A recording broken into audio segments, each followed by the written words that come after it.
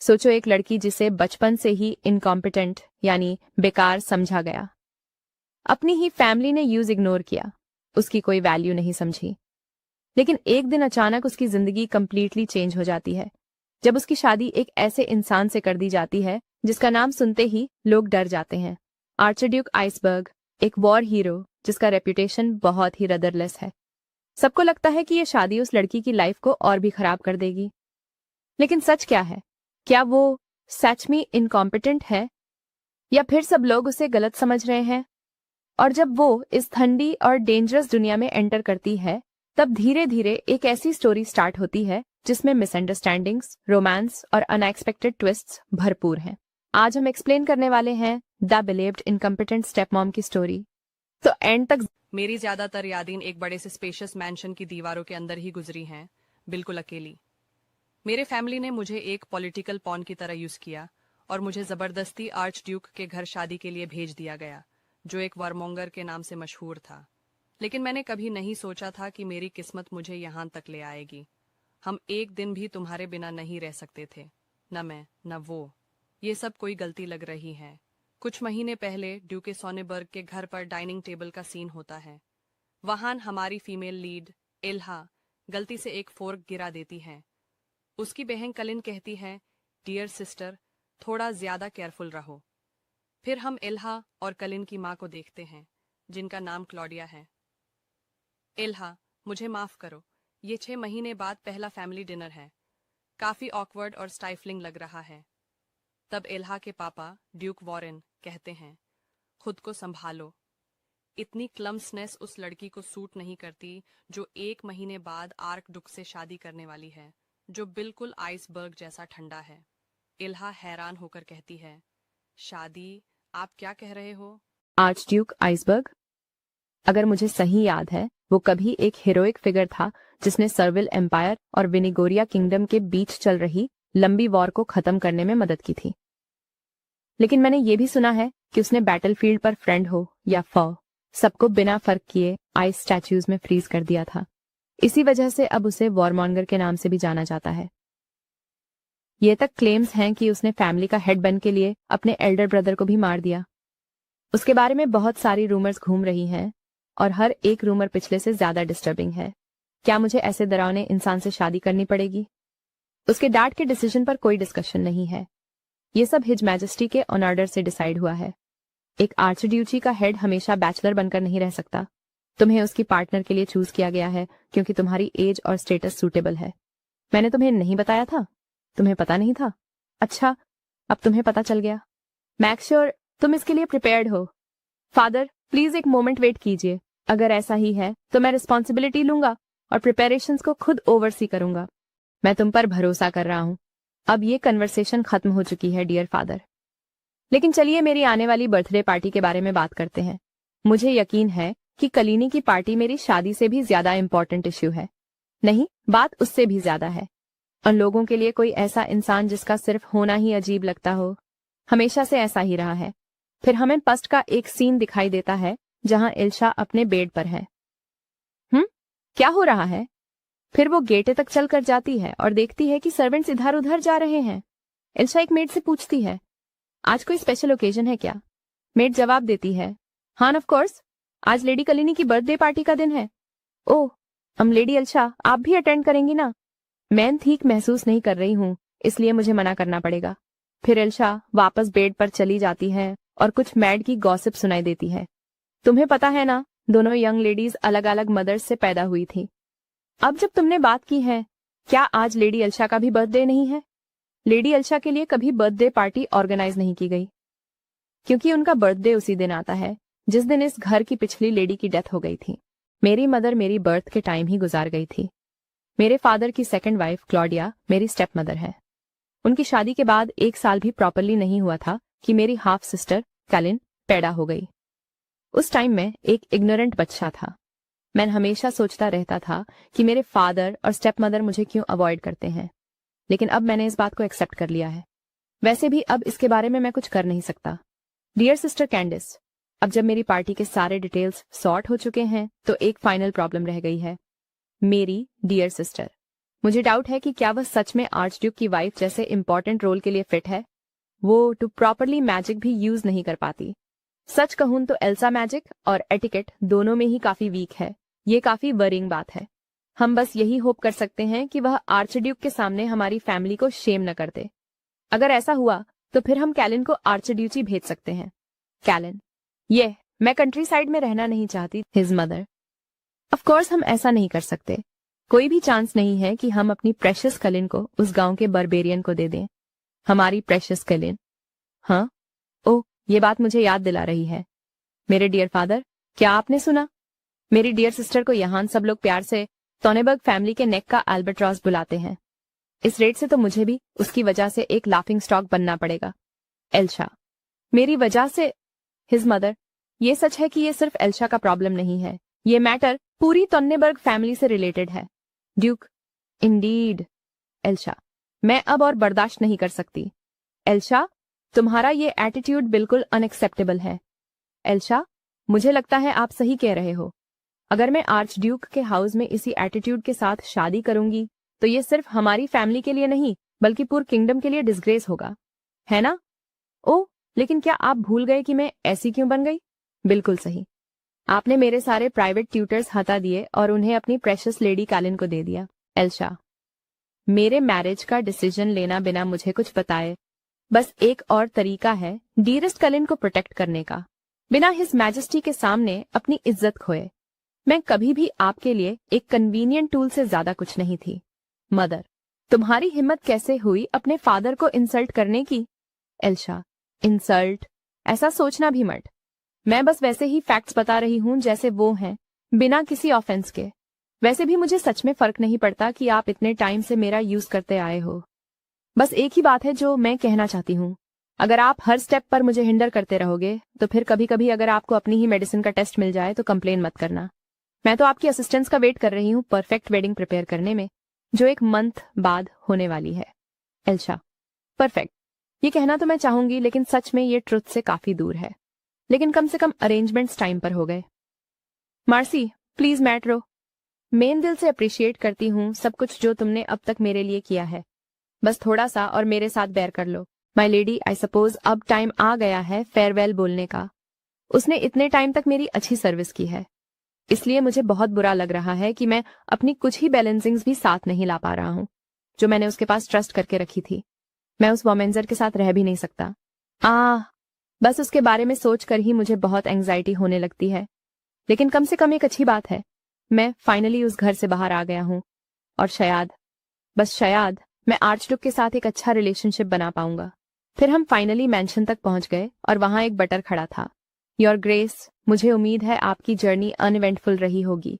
मैंने उसके बारे में काफी स्टोरीज सुनी है, लेकिन यहाँ सच में बहुत ज्यादा स्नो है, तो आज से ये मेरा नया होम है। मैं हिज एक्सेलेंसी को कहाँ फाइंड कर सकता हूँ? मैंने बटर से पूछा। बटर बोला, उसके बारे में। तभी मैंने उसके पीछे 2 बच्चे देखे। एक ब्लू हेयर वाला चाइल्ड बोला, अपनी आइडेंटिटी बताओ। मैंने कहा, मैं हिज एक्सेलेंसी की ब्राइड हूँ। नो वे ईव। ब्लू हेयर वाला बच्चा, उसके हाथ में मैजिक है। और सुनो, मैंने तो ये भी नहीं सुना कि हिज एक्सेलेंसी शादी कर रहे हैं। और अगर ये सच भी हो तो भी कोई चांस नहीं कि वो तुम जैसे किसी को चूज करे। क्या मेरे जैसे? मैं भी ये सोच रहा था, लेकिन क्या मेरे अंदर कुछ अजीब है? ब्लू हेयर वाला लड़का, तुरंत यहां से निकल जाओ तुम धोखेबाज। मैं तो अभी यहाँ आया ही था और इतनी जल्दी में इस मेस में कैसे फंस गया?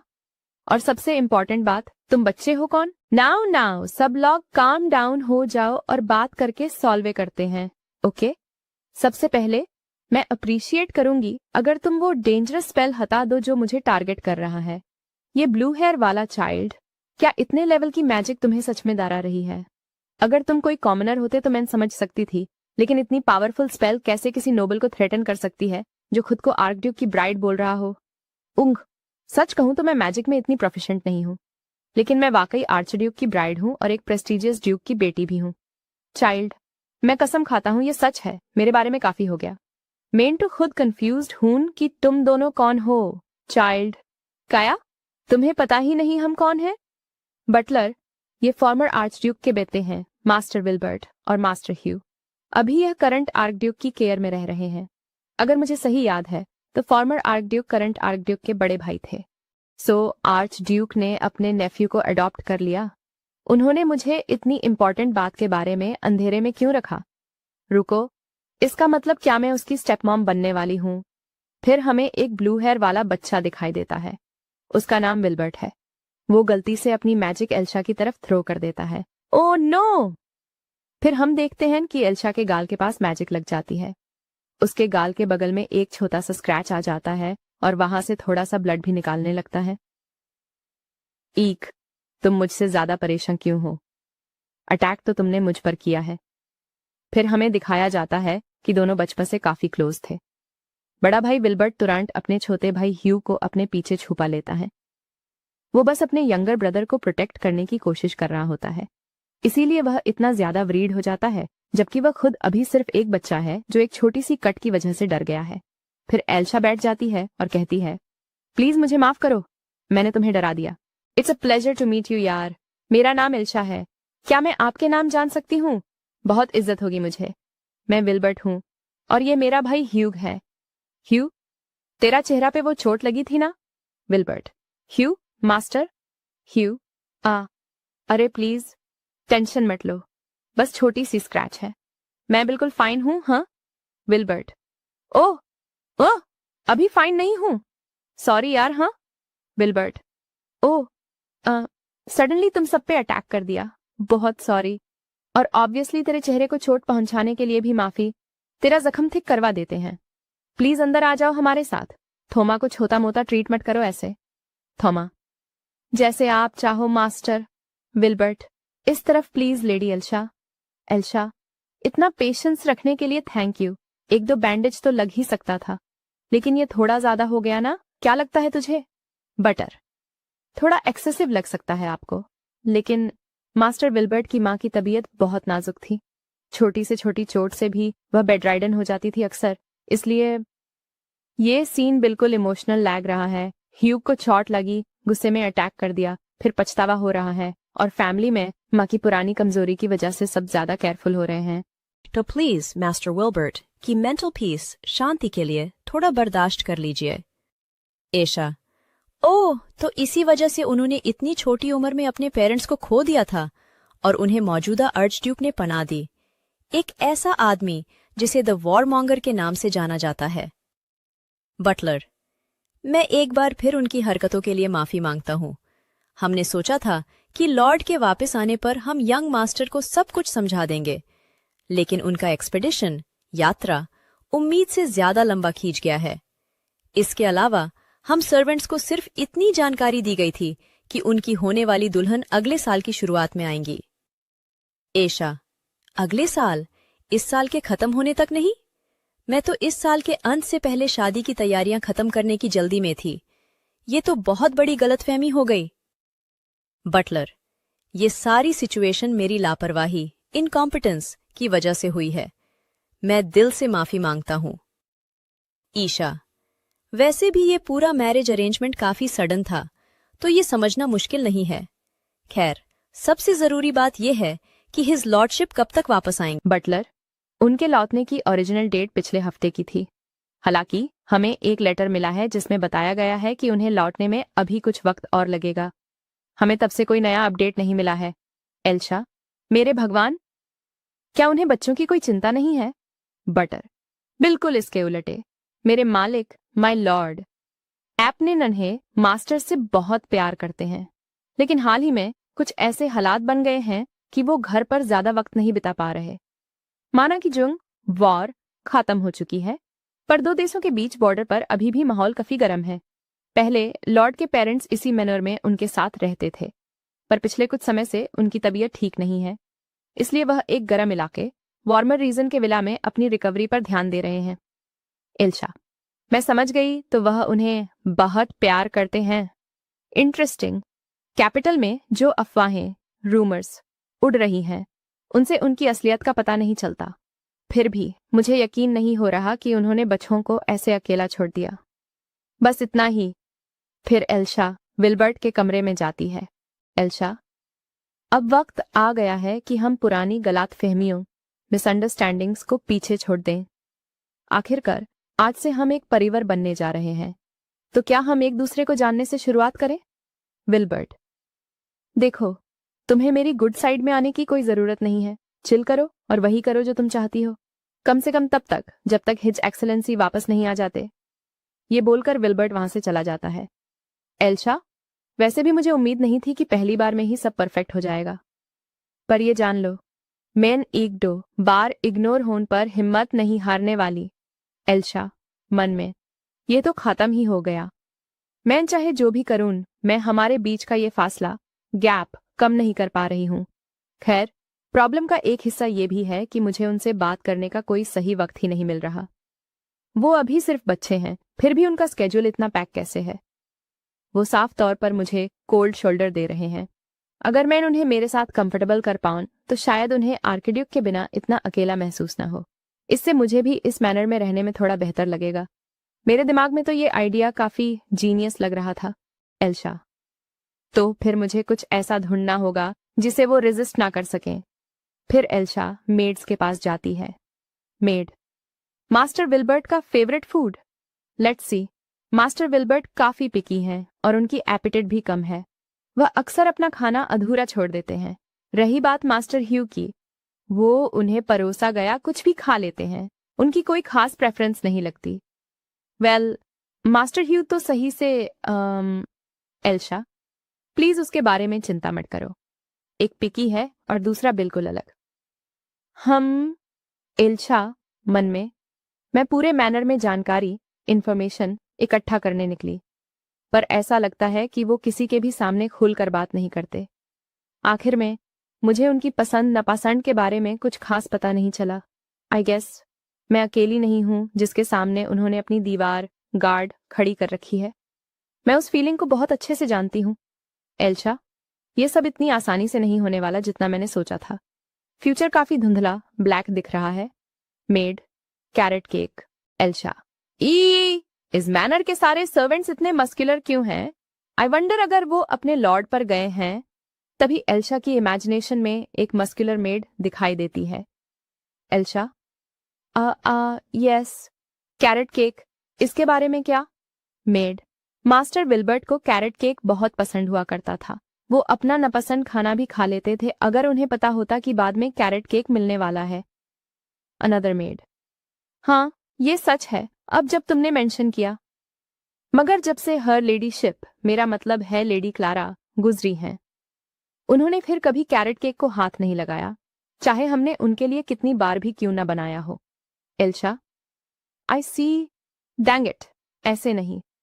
आज वो दिन है जब हम आखिरकार बात करेंगे। विल्बर्ट, लेकिन मुझे तुमसे कोई बात नहीं करनी। एल्शा, तुम काफी पहले पीले दिख रहे हो। क्या तुम ठीक हो? तुम अभी बच्चे हो, तुम्हें खुद पर इतना दबाव नहीं डालना चाहिए और थोड़ा आराम करना चाहिए। तभी विल्बर्ट उसका हाथ गुस्से में हटाता हुआ बोलता है। विल्बर्ट, स्टॉप दैट, मुझे अकेला छोड़ दो। विल्बर्ट, मैं एक दिन आर्चड्यूक का टाइटल इनहेरिट करने वाला हूं। क्या मुझे उसके लिए अभी से पढ़ाई नहीं करनी चाहिए? तुम जैसी एक हैप्पी गो लकी प्रिंसेस के पास कोई हक नहीं है मेरी लाइफ को क्रिटिसाइज करने का। तुम तो मैजिक तक यूज नहीं कर सकती। ये सुनकर एल्शा कमरे से बाहर चली जाती है।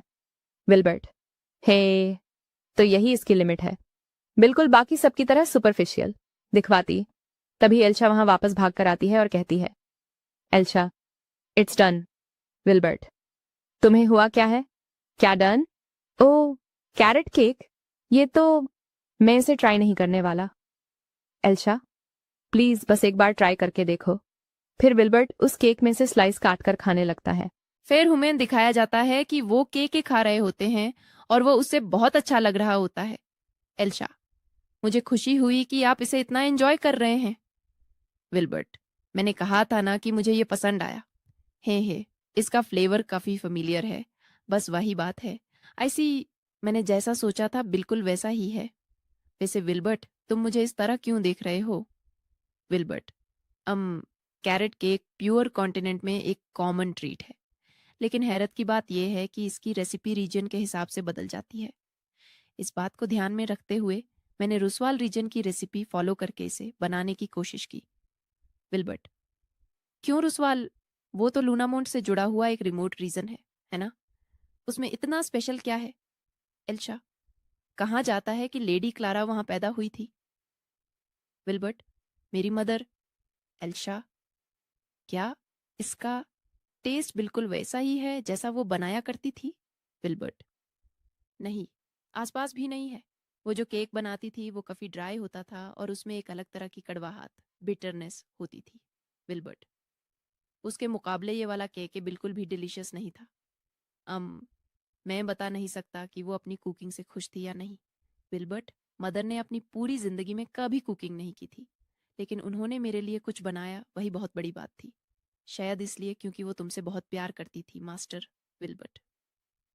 विल्बर्ट, वैसे तुम्हारा वाला इतना ज्यादा बेटर क्यों है?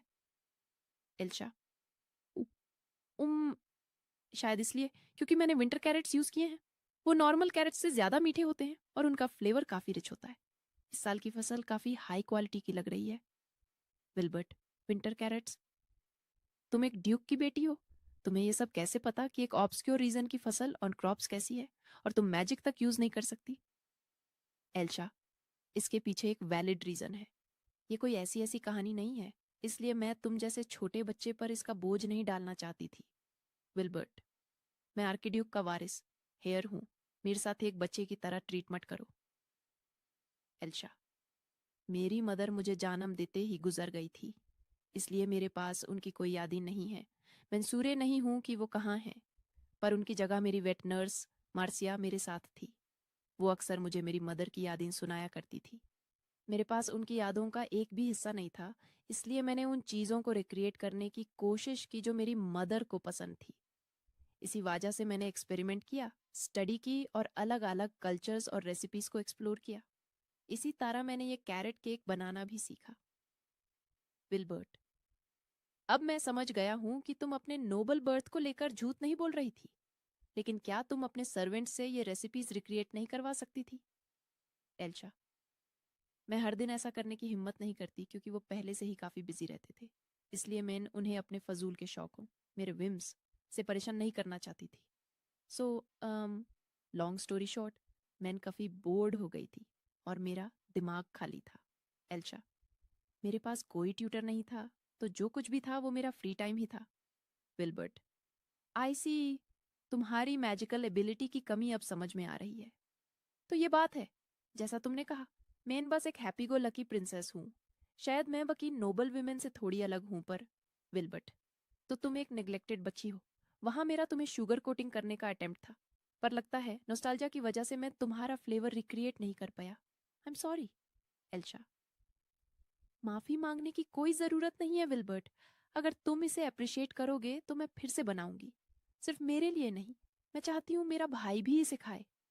विल्बर्ट, ऑफ कोर्स, मैं काफी सारे बनाऊंगा, और पक्का करना कि तुम अपना मीट और वेजिटेबल्स भी खाओ, ओके?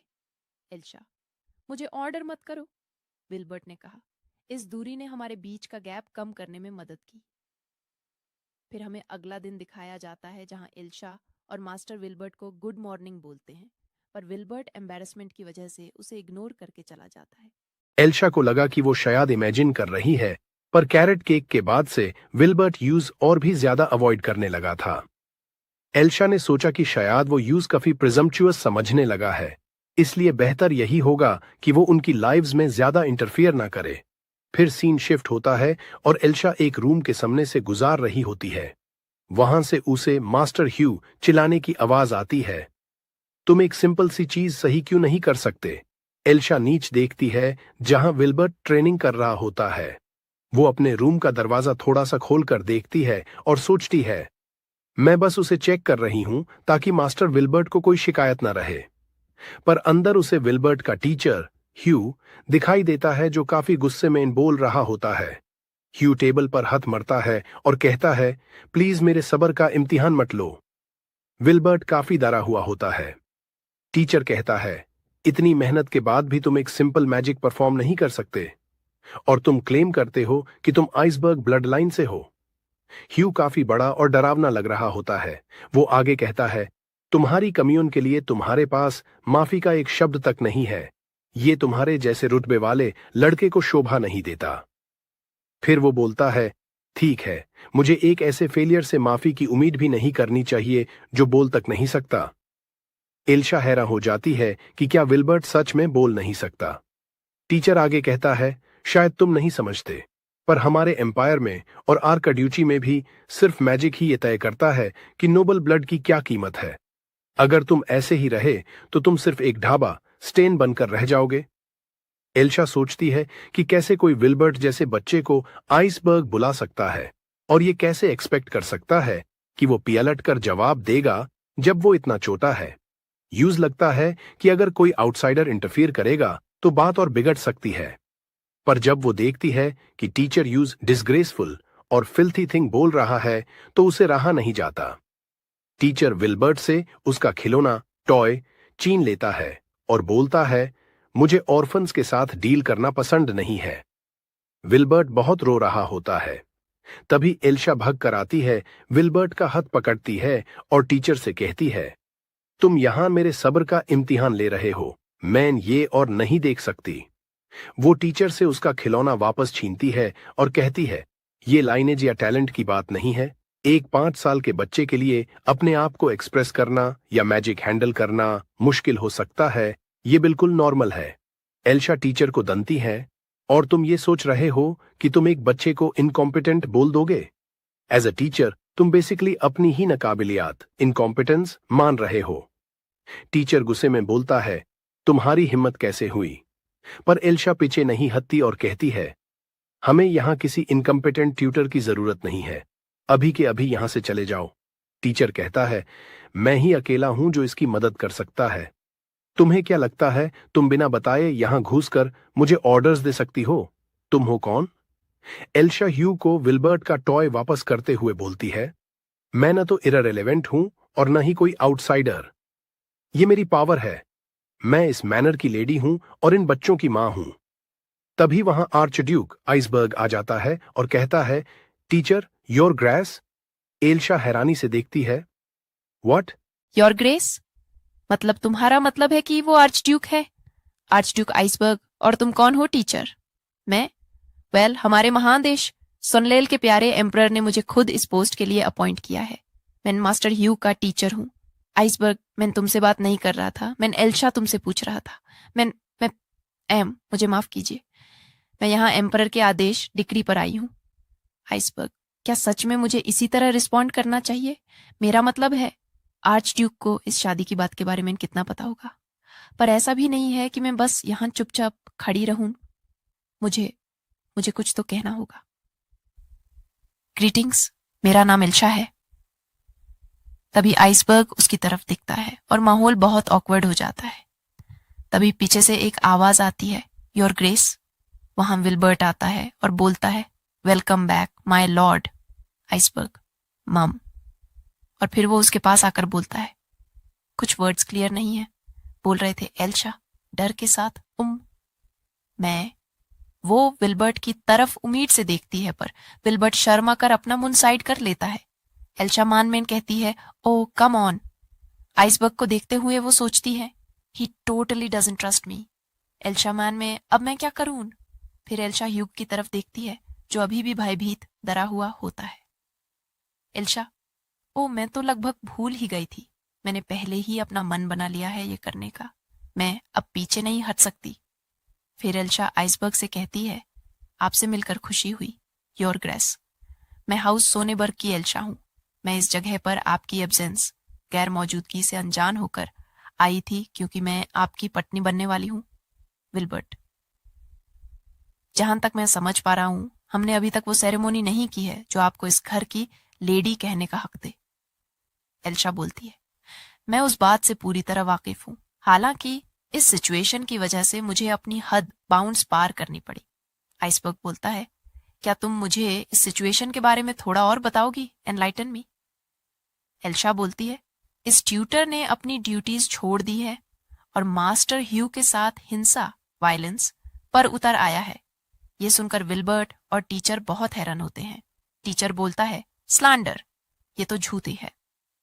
एल्शा कहती है, वो उस स्टफ्ड एनिमल को डिस्ट्रॉय करने वाला था, तो इस मेमोरी और प्रॉपर्टी को बचाने के लिए मैंने खुद को आपकी पत्नी घोषित प्रोक्लेम्ड कर दिया। टीचर बोलते बोलते रुकता है और कहता है, झूठ बोलना बैंड करो। मुझे पता है तुम कौन हो। तुम सोनेबर्ग फैमिली के गले का वो सो कॉल्ड बोझ एल्बेट्रॉस हो। योर ग्रेस इस औरत की नाकाबिलियत, इनकॉम्पिटेंसी पूरे कैपिटल के लोगों में मशहूर है। आपको इसकी बातों की कोई जरूरत नहीं है। दूसरी तरफ मैं एम्पर द्वारा अप्रूव किया गया एक माना पमाना रिनाउंड ट्यूटर हूं। मैं तो बस मास्टर ह्यू को थोड़ी स्ट्रिक्ट एजुकेशन दे रहा था ताकि उन्हें आपके नाम के लायक एक नोबल बनाया जा सके। ओ, मुझे लगता है कि एक फेलियर जिसने कभी सही लेसन्स या नोबिलिटी नहीं देखी could never understand the depths of my superior education। Elsha बोलती है, मैं सच कह रही हूं। आइसबर्ग उसके सामने से चला जाता है और एल्शा मायूस होकर सोचती है, no one ever listens to me। Iceberg Hugh के पास जाकर बैठता है और उससे बोलता है, can you tell me what happened. Hugh कुछ बोलने की कोशिश करता है पर बोल नहीं पाता। तभी आइसबर्ग बोलता है, हु इज द लायर, और ह्यू डरते डरते टीचर की तरफ उंगली कर देता है। टीचर बोलता है, I have not lied your grace, this has to be some sort of mistake. Master Hugh is still young and lacks judgement and out of spite for being scolded. पर Iceberg अपनी power से पूरा room ही freeze कर देता है। Iceberg Hugh के पास से उठकर बोलता है, गो ऑन, और टीचर का पैर बर्फ में जमा देता है। फिर विल्बर्ट अपनी मैजिक यूज करते हुए बोलता है, leaving already, then allow me to show you out. Wait, what? तभी आइसबर्ग टीचर को गले से उठाकर बोलता है, I see, so you've decided to abandon your duties. मेरे मैनर में किसी इनकॉम्पिटेंट ट्यूटर के लिए कोई जगह नहीं है। ये बोलते हुए वो टीचर को झटका मरता है और कहता है, leave at once and don't you dare show your face to me ever again. ये सुनकर टीचर जल्दी से वहां से भाग जाता है। एल्शा ये सब देखकर अपने मन में सोचती है, this is the archduke who indiscriminately freezes both friend and foe, the one known as the warmonger. तभी आइसबर्ग एल्शा के पास आता है और अपना सर झुकाकर बोलता है, I appreciate your assistance in this matter. Elsha बोलती है, इट्स माई प्लेजर। आइसबर्ग बोलता है, we have much to discuss, however let us finish the formalities first. Scene change होता है और हमें कुछ देर बाद का सीन दिखाया जाता है जहां दो मेड एल्शा को तैयार करके शादी के लिए लाती है। एल्शा मन में सोचती है, जब उन्होंने फॉर्मेलिटीज कहा तो मुझे नहीं लगा था कि उनका मतलब वेडिंग सेरेमनी है।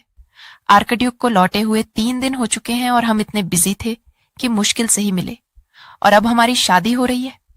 मोरोवर मुझे यकीन नहीं हो रहा कि आज रात पोलर नाइट है। इसका इतने इंपॉर्टेंट दिन पर ही होना जरूरी था। ऐसा माना जाता है कि पोलर नाइट्स पर सूरज की शक्ति, स्ट्रेंथ कम हो जाती है। इस एम्पायर और आर्च डूची में जहां सूरज को पवित्र, सेक्रेड माना जाता है, वहां इसे अशांति, अनरेस्ट का संकेत माना जाता है। इन आर्चडूची की बर्फीली जमीनों पर सूरज कई महीनों तक होराइजन के नीचे ही रहता है।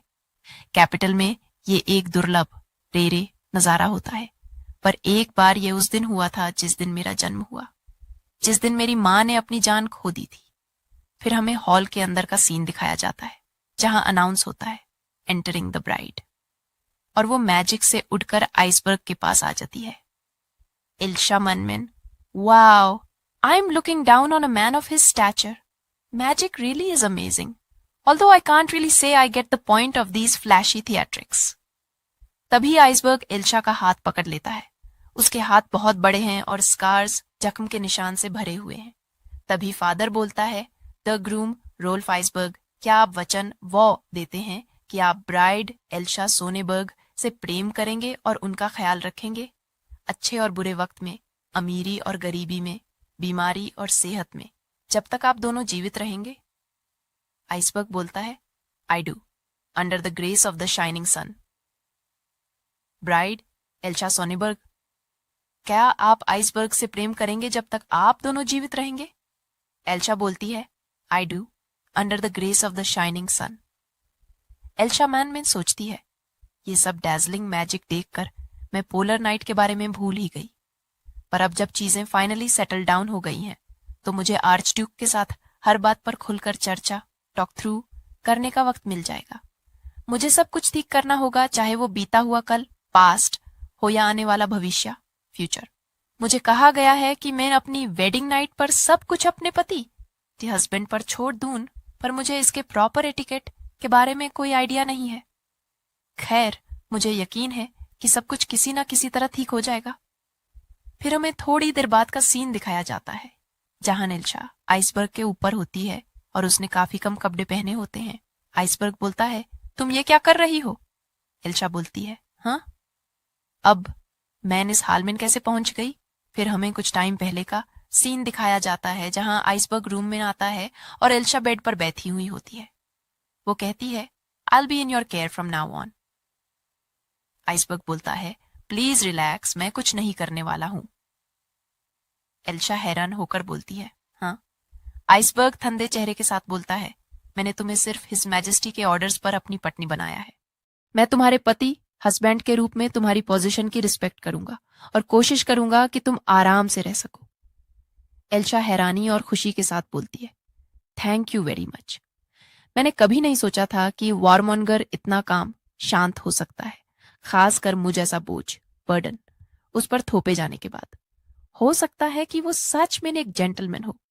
तभी आइसबर्ग एक साफ टोन में बोलता है, लेकिन इस वक्त मेरा कोई इरादा नहीं है कि हमारे बच्चे हों। एल्शा एक स्माइल के साथ बोलती है, मैं समझ सकती हूँ, आखिरकार इस घर के पास पहले से ही मास्टर विल्बर्ट और मास्टर ह्यू हैं। आइसबर्ग बोलता है, हाँ बेशक, पर सिर्फ यही एक वजह नहीं है। एल्शा बोलती है, आपका क्या मतलब है? आइसबर्ग बोलता है, मैं उन्हें वो प्यार अफेक्शन नहीं दे पाऊंगा जो एक पिता फादर से उम्मीद की जाती है। और आइसबर्ग घूमता है और रूम से बाहर जाता हुआ बोलता है, बस इतना ही, अब मुझे माफ करो, पार्डन मी। एल्शा अपने मन में सोचती है, इट डजंट फील ग्रेट जब वो मेरे मुंह पर इतनी साफ साफ प्लेनली ये बात कहता है। तभी एल्शा आइसबर्ग को बोलती है, wait a minute, please wait, और जल्दी से उसके आगे आ जाती है और कहती है, is that how you treat the young master as well? Elsha Iceberg की आंखों में देखते हुए बोलती है, मैं आपसे पूछ रही हूं, क्या आप बच्चों के साथ भी यही बिजनेस लाइक एटीट्यूड रखते हैं? आइसबर्ग एक कोल्ड लुक के साथ बोलता है, मैं बस उनके अडॉप्टिव फादर के रूप में अपनी ड्यूटीज फुलफिल करने की पूरी कोशिश कर रहा हूं। एल्शा बोलती है, क्या आपने कभी सोचा है कि शायद ए आपका यही एटीट्यूड वजह है कि मास्टर ह्यूग के पुराने ट्यूटर जैसे घटिया ऑफुल लॉग इस मैनर में कदम रख पाए? आइसबर्ग बोलता है, दिस वाज अ, पर वो कुछ बोल नहीं पाता। तभी एल्शा आइसबर्ग की तरफ चलने लगती है और आइसबर्ग धीरे धीरे पीछे हटने लगता है। एल्शा बोलती है, मेरा मतलब ये नहीं है कि मैं आपके पेरेंटिंग के सारे मेथड्स पर सवाल उठा रही हूं, पर अभी बिना किसी करीबी दोस्त या किसी भरोसेमंद एडल्ट के बच्चे एक बहुत ही बदकिस्मत अनफॉर्चुनेट सिचुएशन में हैं।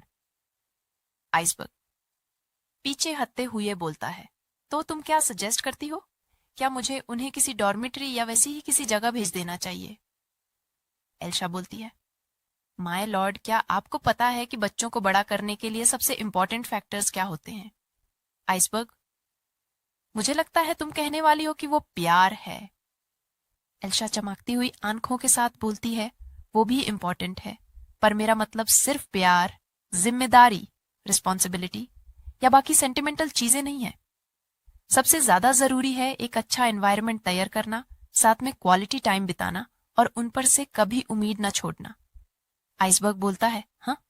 एल्शा बोलती है, भले ही मुझे आपका प्यार न मिले, मैं फिर भी योर वाइफ। अगर आप अपने बच्चों फैमिली को वो अफेक्शन नहीं दे सकते, तो फिर मैं आपसे रिक्वेस्ट करती हूं कि उन्हें मुझे सौंप दें। ये बोलते हुए एल्शा बिल्कुल आइसबर्ग के हद तक क्लोज आ जाती है।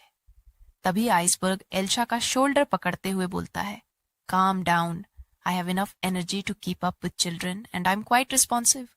पर तभी वो दोनों गिर जाते हैं। एल्शा एक अजीब से एक्सप्रेशन के साथ सोचती है, right, I am the one who messed up. तभी गेट से विल्बर्ट और ह्यूग आते हैं और उन दोनों को एक बहुत ऑकवर्ड सिचुएशन में देखते हैं। तभी विल्बर्ट बोलता है, what are you two doing? तभी वो दोनों अचानक से उठकर अपने कपड़े ठीक करने लगते हैं। एल्शा, आहा, हम कुछ नहीं कर रहे थे। विल्बर्ट बोलता है, there is clearly something, wait, don't tell me. Wilbert हैरान होकर एल्शा का हाथ पकड़ता है और एक अजीब चेहरा बनाता हुआ बोलता है, you won't be sleeping with us tonight? Iceberg. Elsha मेरी तरफ ऐसे मत देखो, भाले ही तुम्हें अभी भी कोई आइडिया ना हो कि मैं किस बारे में बात कर रहा हूँ। तभी विल्बर्ट बोलता है, जब आप अपने मिशन पर बाहर थे एल्शा हमेशा हमारे साथ ही सोई थी, मेरा मतलब ह्यू और मेरे साथ। तभी विल्बर्ट ह्यू की तरफ देखता है और ह्यू जल्दी से आकर एल्शा की ड्रेस पकड़ लेता है। एल्शा बस हैरान होकर बोलती है, व्हाट्स गोइंग ऑन? आइसबर्ग बस हैरान होकर देख रहा होता है। तभी विल्बर्ट बोलता है, Hugh cries if Elsha doesn't sleep with him. तभी एल्शा ह्यू की तरफ देखती है और सोचती है, wait, he is crying. Actually मैं बता नहीं सकती कि वो सच में आंसू बहा रहा है या नहीं। तभी विल्बर्ट बोलता है, so I beg of you your grace, please Elsha को बाहर मत फेंकिए, ह्यू की खातिर, फॉर ह्यूज सेक। एल्शा मन में सोचती है, हाँ, क्या उन्हें लगा कि हमारी लड़ाई हो गई है और मुझे घर से निकाला जा रहा है क्या? विल्बर्ट अपना मुंह फेरते हुए टर्निंग अवे बोलता है, एल्शा कभी कभी थोड़ी एयरहेडेड हो सकती है, पर वो बुरी इंसान नहीं है। एल्शा आइसबर्ग की तरफ देखती है जो बहुत हैरान लग रहा होता है। आइसबर्ग कहता है, ऐसा लगता है कि पिछले 1 महीने में तुम तीनों काफी क्लोज हो गए हो। काफी लंबा समय हो गया है जब मैंने बच्चों को इतना लाइवली खुश देखा हो। आइसबर्ग की बात सुनकर एल्शा मन में सोचती है, श्योरली ये सच में मुझे बाहर निकालने के बारे में नहीं सोच रहे होंगे। तभी आइसबर्ग बोलता है, ऑल राइट, तो आज रात हम सब साथ में सोएंगे, let's all sleep together tonight. ये सुनकर उन तीनों विल्बर्ट, ह्यूग और एल्शा का रिएक्शन देखने लायक होता है। एल्शा मन में सोचती है, क्या इन्होंने सच में हम चारों के एक साथ सोने का सुझाव दिया? क्या मैंने वाकई सही सुना? विल्बर्ट कहता है, मेरे मालिक, क्या आपका मतलब ये है कि ह्यूग और मैं यहाँ आपके साथ सोएं? विल्बर्ट ह्यूग की तरफ देखता है, इसका मतलब मैंने बिल्कुल सही सुना था। एल्शा मन में सोचती है, मुझे रत्ती भर भी अंदाजा नहीं है कि आप क्या सोच रहे हैं। अभी थोड़ी देर पहले तक तो ये इस गुफ्तगू में शामिल तक नहीं होना चाहते थे, मगर अब ये मुझे अपने साथ एक ही बिस्तर पर सोने को कह रहे हैं। उसी वक्त दिखाया जाता है कि आइसबर्ग अपने मन में सोचता है, यह एक नोबल वोमन है जिसे शाहिनशाह ने भेजा है। मैं इसके इरादों को समझ नहीं पा रहा हूं, इसलिए मुझे इसे बच्चों के साथ बिना किसी निगरानी के अकेले नहीं छोड़ना चाहिए। तभी आइसबर्ग ठंडी आवाज में बोलता है, क्या आपको कोई परेशानी होगी अगर हम सब एक साथ सोएं? एल्शा कहती है, मैं इसे परेशानी तो नहीं कहूंगी, मगर फिर वो ह्यू के तरफ देखती है और कहती है, नहीं, इसमें कोई परेशानी नहीं होनी चाहिए। फिर एल्शा नीचे बैठती है और ह्यूग से बोलती है, तो फिर क्या हम सब एक साथ सोएं? फिर हमें सीधा बिस्तर का सीन दिखाया जाता है जहां एल्शा विल्बर्ट और ह्यूग के बीच लेटी हुई होती है और वो दोनों सो चुके होते हैं। फिर एल्शा अपने मन में सोचती है, वो दोनों काफी थक गए होंगे इसलिए तुरंत सो गए। देखकर अच्छा लगा कि उनमें अभी भी बच्चों जैसी मासूमियत बाकी है। पर दूसरी तरफ आइसबर्ग एल्शा को ही देख रहा होता है। एल्शा सोचती है, खैर वो सब तो ठीक है, पर हम इस तरह क्यों लेते हैं? क्योंकि हमने उसे पकड़ रखा है, हम साथ सोने के आदी हैं, मगर ये वाकई काफी अजीब लग रहा है। तभी विल्बर्ट नींद में बोलता है, कृपया करके मुझे बाहर मत निकालना। एल्शा विल्बर्ट की तरफ देखते हुए सोचती है, इसे मेरी चिंता हो रही है। तभी आइसबर्ग बोलता है, किसने सोचा था कि विल्बर्ट जो इतना नखरेबाज है वो इस हद तक जाएगा? तभी एल्शा गुस्से में बोलती है, मालिक विल्बर्ट नखरेबाज नहीं है, वो बस एक बड़ों की तरह बर्ताव करने की कोशिश कर रहे हैं ताकि आपकी परेशानियां और ना बढ़ें। अभी उन्होंने जो कुछ भी कहा, हो सकता है वो मेरे बारे में ना हो। तभी आइसबर्ग गुस्से में बोलता है, क्या तुम्हें लगता है कि मैं विल्बर्ट को बाहर निकाल दूंगा? एल्शा कहती है, मौजूदा हालात को देखते हुए अगर वो इस बारे में थोड़ा इनसिक्योर महसूस कर रहे होंगे तो मुझे हैरानी नहीं होगी। ये सुनकर आइसबर्ग शांति से पीछा मुड़कर लेट जाता है। तभी एल्शा भी दूसरी तरफ मुड़ कर लेट जाती है और सोचती है, कितनी ठंडी निगाहें हैं, हमारी शादी सिर्फ शाहिनशाह के फरमान की वजह से हुई है। अगर तरकीब से देखा जाए तो मेरे जैसा बोझ आसपास होना उनके लिए खुशनुमा तो बिल्कुल नहीं होगा। फिर हमें आइसबर्ग का एक सीन दिखाया जाता है जहां हमें माजी पास्ट में दिखाया जाता है कि शाहिनशाह उसे बोलते हैं, तुम्हारा जीवन साथी तय कर दिया गया है, तुम्हारी शादी का जश्न मनाने के लिए मैं तुम्हें अगले ही पल सिल्वोआ बॉर्डर भेज रहा हूं। तभी आइसबर्ग बोलता है, शादी? ठहरिए मेरे शाहिनशाह, इससे पहले आपने कहा था कि आप मुझे मेरे इलाके डोमेन में थोड़ा वक्त बिताने की इजाजत देंगे जब मेरी ये मुहिम एक्सपीडिशन खत्म हो जाएगी। तभी शहंशाह वाइन का ग्लास फेंकते हुए बोलते हैं, तुम्हारी इतनी हिम्मत कि तुमने मेरे भाषण के बीच में दखल दिया। आइसबर्ग बस बोलता है, मेरी गुस्ताखी के लिए मुझे माफ करें। तभी सीन वर्तमान प्रेजेंट में आ जाता है। आइसबर्ग को नींद नहीं आ रही होती है। वो उठकर बैठ जाता है और उसका हाथ एल्शा की गर्दन पर चला जाता है, पर एल्शा की नींद नहीं खुलती। आइसबर्ग सोचता है, कितनी लापरवाह है, बस थोड़ा सा दबाने पर मैं इसकी जान ले सकता हूँ। तभी आइसबर्ग ह्यूग और विल्बर्ट को देखता है, जो दोनों बहुत सुकून से सो रहे होते हैं। आइसबर्ग बोलता है, शहंशाह की एक जासूस बड़ी आसानी से लोगों के दायलों पर काबू पा सकती है, मगर वह एक बात पर बिल्कुल सही थी। मैं उनके लिए एक अच्छा पिता साबित नहीं हुआ हूँ, मैं तो एक अच्छा आर्चड्यूक तक नहीं हूँ। ये बोलते हुए वो विल्बर्ट और ह्यू को एक कपड़ा उड़ा देता है। फिर वो अपने मन में सोचता है, अब मुझे क्या करना चाहिए। फिर हमें सुबह का सीन दिखाया जाता है। एल्शा सोचती है, शुक्र है किसी तरह सुबह तो हुई, मगर मुझे नहीं लगता कि कल रात में एक पल के लिए भी सो पाई हूँ। फिर एल्शा वहां से उठकर जाने लगती है और कहती है, यहाँ तो जमाने वाली ठंड है, मुझे जल्दी से तैयार हो जाना चाहिए, वरना कहीं मैं बीमार न पड़ जाऊं। फिर जब एल्शा ड्रेस चेंज करके वापस आती है तो अयूज चिल्लाने की आवाज आती है, एल्शा कहाँ है। ये सुनकर एल्शा भागते हुए वहां जाने लगती है और सोचती है, कल रात जो कुछ भी हुआ उसके बाद जाहिर है कि अगर मैं गायब हो गई तो वो परेशान हो जाएंगे। जैसे ही वो कमरे का दरवाजा खोलती है, तभी विल्बर्ट एल्शा से टकरा जाता है और पीछे गिरने लगता है, पर तभी आइसबर्ग उस पकड़ लेता है और एल्शा को देख कर कहता है, good morning madam. Wilbert, does that mean? Iceberg बोलता है, मुझे खुशी होगी अगर आप हमारे साथ यहाँ बनी रहें। इस घर की मालकिन और मेरे बच्चों की माँ के तौर पर मैं आपकी मदद की उम्मीद रखूंगा। ये सुनकर दोनों बच्चे बहुत खुश हो जाते हैं। एल्शा आइसबर्ग से बोलती है, योर ग्रेस, मुझे अपना समझने के लिए आपका बहुत शुक्रिया। आइसबर्ग बोलता है, सबसे पहले हमें साथ रहने के लिए कुछ बुनियादी नियम रूल्स तय कर लेने चाहिए। एल्शा बोलती है, रूल्स? आइसबर्ग बोलता है, हमारी शादी शहंशाह ने करवाई है। हम एक दूसरे के बारे में कुछ नहीं जानते और हम अलग अलग इलाकों और संस्कृति कल्चर्स में पले बड़े हैं। इसके अलावा बचौन से जुड़े कुछ ऐसे मामले हैं जिन पर चर्चा करना जरूरी है, इसलिए हमें बात करके एक राय बनानी होगी और यह समझना होगा कि हम में से हर किसी की हद लाइन कहाँ है।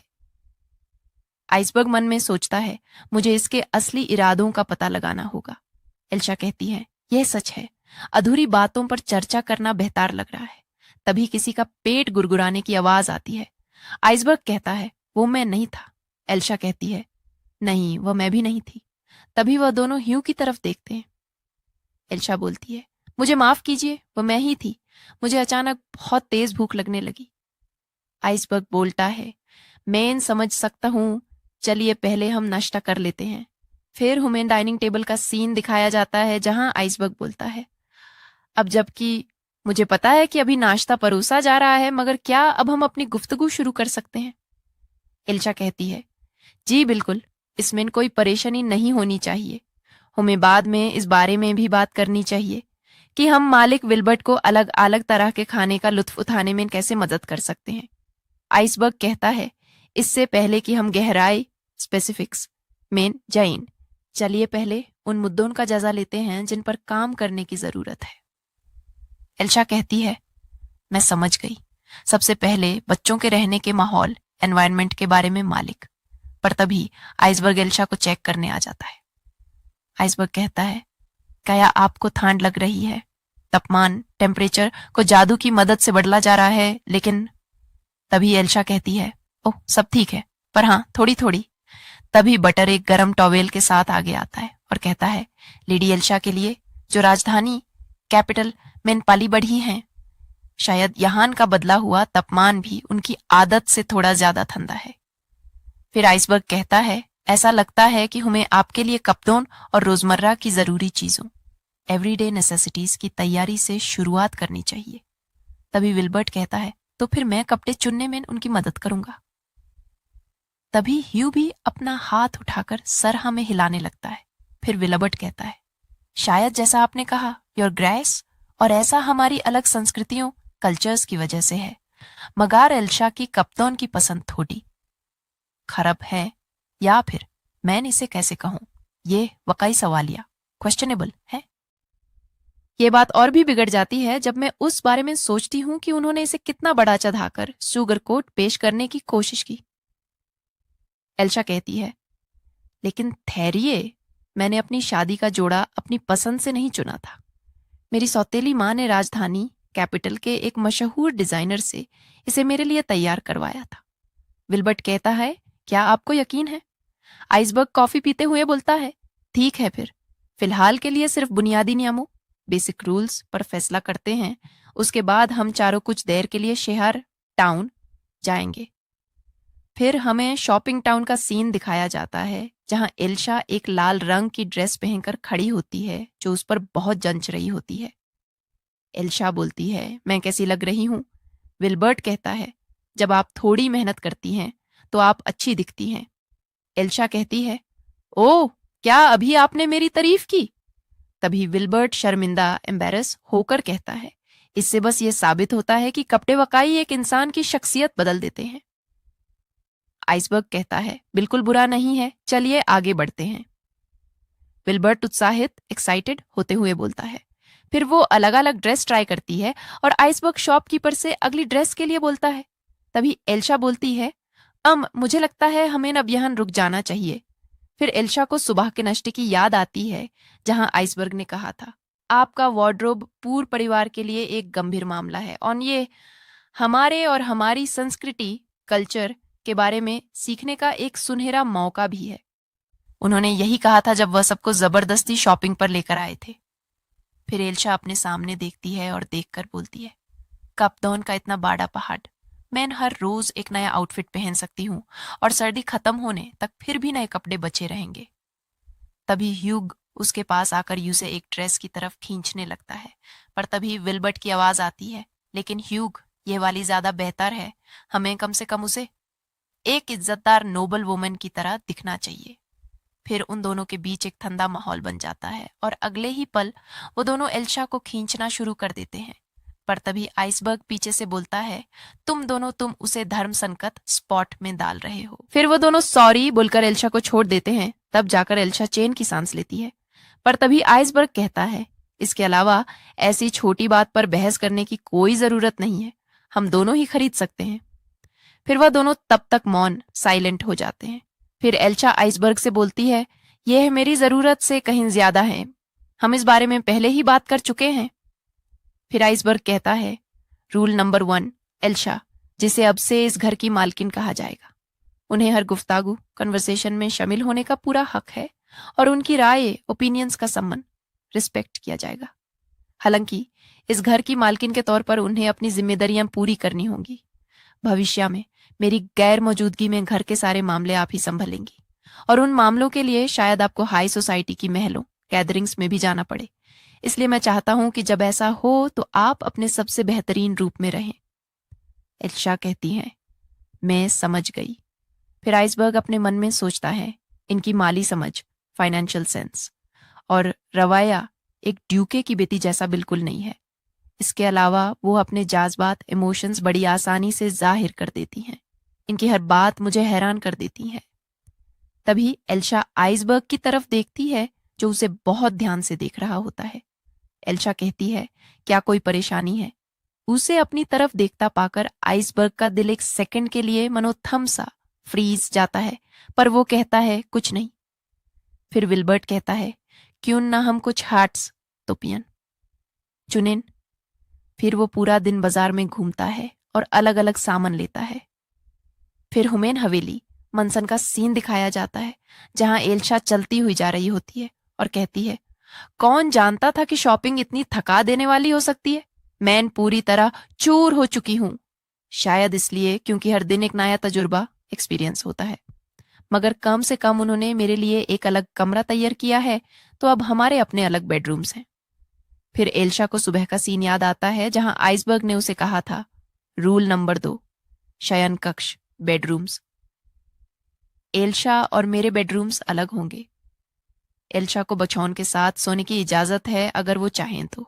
हालांकि एल्शा को हफ्ते में एक बार सांझा शेयर्ड बेडरूम में सोना होगा ताकि हम एक दूसरे को अपने कामों की रिपोर्ट दे सकें। प्रेजेंट में वापस आकर एल्शा गेट को खोलते हुए मन में सोचती है, रिपोर्ट डे के बारे में सोचना काफी स्ट्रेसफुल है, पर अगले हफ्ते तक कम से कम आज तो मैं सुकून से आराम कर सकती हूँ। पर तभी कमरे के अंदर से एक आवाज आती है। सिस्टर, आपने आने में काफी देर कर दी। एल्शा कहती है, हाँ कलिन, तुम यहाँ क्या कर रहे हो? कलिन बोलता है, मैं गेस्ट रूम में तुम्हारा इंतजार कर रहा था, पर तुमने इतनी देर लगा दी कि मैं बोर्डम की वजह से भटकता हुआ तुम्हारे कमरे में आ गया। एल्शा कहती है, मेरा वो मतलब नहीं था। पर कैलिन उसकी बात को इग्नोर करते हुए बोलता है, तुम्हारी कपदोन की पसंद अभी भी पहले जैसी ही है, मगर यह वाली इतनी बुरी नहीं है। यह बोलते हुए वो एक ड्रेस को हाथ लगाने जा रहा होता है, पर एल्शा उस बीच में नहीं रोक देती है और कहती है, कलिन, उन्हें हाथ मत लगाओ। एल्शा कहती है, क्योंकि ये सब मुझे हिज ग्रेस ने दिए हैं। जब आप घर पर होते हैं तो आप खुद पर काबू नहीं रख पाते। कलिन एल्शा की तरफ देखते हैं, पर अभी भी ठंडे लहजे टोन ऑस्मेन कहता है, वो सब तो ठीक है, पर आप तो इस हद तक चली गईं कि उस जगह कंट्री साइड पर मिलने आ गईं जिसे आप इतना नापसंद करने का दावा करती थी। अचानक ये दिल कैसे बदल गया? कलिन कहते हैं, मेरे लिए ये कितना दुखदायक है। क्या मुझे इसके अलावा किसी और वजह की जरूरत है कि मुझे अपनी प्यारी बहन की फिक्र हो रही है? मैंने सुना है कि आर्च ड्यूक ने आपको 1 महीने के लिए अकेला छोड़ दिया था। राजधानी कैपिटल में हर कोई इस बारे में बात कर रहा है। एल्शा कहती है, वो सिर्फ कुछ गलतफहमी, मिसकम्युनिकेशन की वजह से हुआ था। कलिन कहते हैं, मिस गलतफहमी? क्या कहा आपने? कलिन पीछा मुड़कर बोलता है, ओ सही, क्या आप अपनी मना एनहांसिंग पिल्स दवाएं ले रही हैं? एल्शा मन में सोचती है, मुझे बचपन से ही ये दवाएं लेने के लिए कहा गया था। एल्शा कहती है, शादी इसलिए तय की गई थी क्योंकि जाहिरा तौर पर मैं आर्च ड्यूक के लिए असाक्षम, अनफिट हूं। एल्शा बोलती है, हाँ मैं वो दवाइयां ले रही हूं, हालांकि मैंने अब तक उनका कोई खास असर महसूस नहीं किया है। कैलिन कहते हैं, सीरियसली, अपने होश ठिकाने लाओ। क्या तुम यहां भी एक बोझ, अल्बाट्रॉस बनने का इरादा रखती हो? तुम्हें पता है ना कि वो तुम्हें बाहर निकाल सकते हैं। एल्शा एक ठंडा चेहरा बनाकर कहती है, क्या तुम इतनी दूर सिर्फ मुझ पर तंज, सार्केज्म कसने के लिए आए हो? कैलिन कहता है, बिल्कुल नहीं। एल्शा बोलती है, तो फिर किस लिए? कलिन बोलते हैं, देखो मुझे थोड़े पैसों की जरूरत है। एल्शा बोलती है, पैसा? क्या तुम उसके लिए पिताजी या अपनी माताजी से नहीं पूछ सकते? तभी कैलिन एक बॉक्स उठाकर एल्शा की तरफ देखते हुए कहती है, तुम्हारी प्यारी छोटी बहन तुमसे एक एहसान, फेवर मांग रही है। तुम बस चुपचाप मुझे यह दे दो, मैं तुमसे पैसे नहीं उधार ले सकता। देखो मैं अब थोड़ी मुश्किल में हूं, मेरी मदद करो प्यारी बहन। हम परिवार हैं, है ना? कैलिन कहता है। एल्शा बोलती है, हम परिवार? कैलिन कहता है, हाँ, एक परिवार। एल्शा मन ही मन बोलती है, एक वक्त था जब मैंने वाकई तुम्हारे परिवार का सदस्य मेंबर बनने की बहुत कोशिश की थी। इसके बावजूद तुम्हारे परिवार के लोग ही वो थे जिन्होंने मेरे साथ कभी परिवार जैसा बर्ताव नहीं किया। फिर हुमेनतीत पास्ट का एक सीन दिखाया जाता है जहां कलेन एक ड्रेस को पकड़कर बोलता है, वाओ ये बहुत सुंदर है, मैं इसे कल होने वाले बॉल डांस पार्टी में पहनूंगी। कलेन अपनी माँ की तरफ भगते हुए जाती है और कहती है कि ये मेरी माँ की है। तभी कालिन की माँ यूज देखती है और कहती है, नहीं, ये डुक सोनबर्ग के घर की है। कालिन बोलती है, इसका मतलब मेरे लिए इसे पहनना बिल्कुल सही है। फिर वह दोनों वहां से जाने लगते हैं और कैलिन कहते हुए जाता है, हे मुझे जल्दी करनी होगी और एक नेकलेस चुनना होगा। माँ, क्या मैं एक नया नेकलेस खरीद सकता हूँ? कैलिन की माँ बोलती है, क्यों नहीं, मेरे बेटी के लिए कुछ भी चलेगा। मैं सुनिश्चित एंश्योर करूंगी कि तुम्हें सिर्फ सबसे बेहतरीन ही मिले। एल्शा अपने मन में कहती है, मैं उनकी एकलौती बेटी हूँ और मैं इस परिवार का हिस्सा तक नहीं हूँ। प्रेजेंट का सीन दिखाया जाता है और कलिन कहती है, चलो देखते हैं, फिलहाल 10 गोल्ड कॉइन्स काफी होने चाहिए। एल्शा कहती है, मैं तुम्हें कुछ नहीं देने वाली। कलीना बोलती है, क्या आपके पास अपने नाम पर 10 गोल्ड कॉइन्स भी नहीं है? ठीक है, सिर्फ 5 ही दे दो, शायद फिलहाल उतने से ही काम चल जाए। ये बोलते हुए वो उस डिब्बे बॉक्स से ज्वेलरी उठाने लगती है। तभी एल्शा कहती है, उन्हें हाथ मत लगाओ। कलिन बोलता है, तो फिर इसे मेरे लिए पहले से ही चुन लो। वो एक ज्वेलरी पर हाथ रखकर उसे मोड़ देता है और कहता है, चलो भी जल्दी करो। यह देखकर एल्शा को गुस्सा आता है। कलिन को झिदकने, रिब्यूक के अंदाज में एल्शा कहती है, तुम्हारी हिम्मत कैसे हुई? शायद सीधे शब्द तुम्हारे इस मोटे दिमाग में नहीं घुस रहे। ये घर आर्चड्यूक की मिल्कियत, प्रॉपर्टी है। उनकी पत्नी होने के नाते ये सब खास तौर पर मेरे लिए तैयार किया गया था। अगर तुमने मेरी चेतावनी, वार्निंग्स को इग्नोर करना जारी रखा तो मैं तुम्हारे इस बदतमीज व्यवहार, डिसरिस्पेक्टफुल बिहेवियर को नजरअंदाज नहीं करूंगी। कलिन अपना चेहरा पकड़कर बोलता है, ओह, तो अब तुम खुद को एक रानी समझने लगी हो? मुझे मत हंसाओ, तुम तो बस एक बेकार कठपुतली पपेट हो। एल्शा बोलती है, सच है, शायद मैं जादू, मैजिक का सही इस्तेमाल नहीं कर सकती और मुझ में सही ज्ञान और तजुर्बे, एक्सपीरियंस की भी कमी है। लेकिन इसके बावजूद आप लोगों के मुकाबले इस घर के लोग मेरी इज्जत करते हैं और उन्होंने मुझे अपने 100 तेला बेटों की परवरिश की जिम्मेदारी भी दी है। फिर उसे आइसबर्ग का बताया हुआ रूल नंबर 1 याद आता है, जहां उसने कहा था कि प्रॉमिसी को बच्चों का गार्डियन और एजुकेटर अपॉइंट किया गया है। प्रॉमिसी को बच्चों और खुद का टेस्ट लेने की इजाजत है, जैसा वो सही समझे, ताकि एजुकेशन की क्वालिटी स्टैंडर्ड के मुताबिक रहे। अगर प्रॉमिसी या बच्चों में से कोई भी टेस्ट में फेल होता है या कोई गलत हरकत देखी जाती है तो प्रॉमिसी का एजुकेट करने का हक छीन लिया जाएगा।